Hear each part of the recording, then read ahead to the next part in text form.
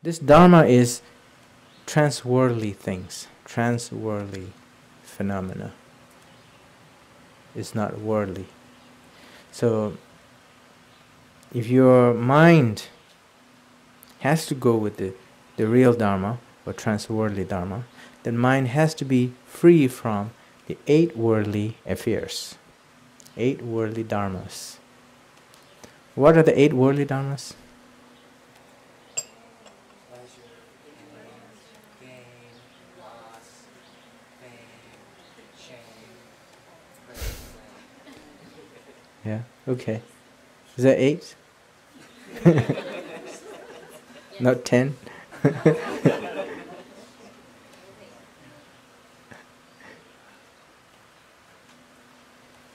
It's not just fame and defame, or pain and gain and loss. It's not just that.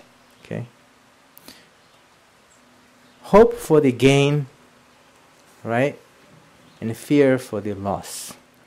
4 of them with the hope, and 4 of them goes with the fear. If we're doing practice, if it is connected with these 8 dharmas or 8 worldly affairs, then it is not genuine Dharma. It is not the Dharma. So let's not have fear and hope when we practice. Fear and hope for anything.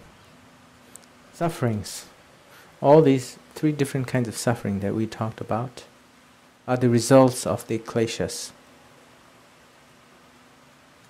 which is rooted on the self-clinging, self-attachment. Right? So that kind of self-attachment and suffering is inseparable. It's like fire and burning. Yeah? You cannot say, I want to have fire, but not that burning element.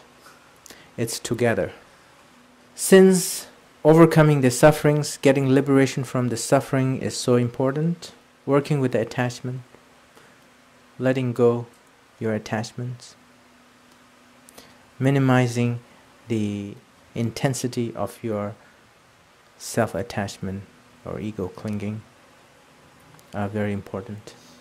One of the best way to do that is trying not to hope and fear too much about the 8 worldly affairs.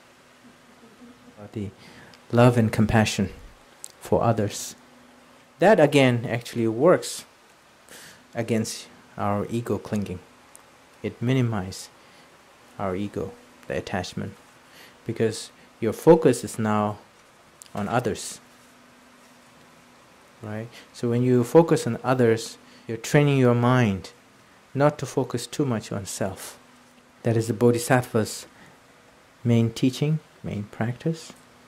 The teachings on compassion, teachings on loving kindness and bodhicitta, through the mental purification, through this exchange of self and others, and work with the cause, which is usually the emotion.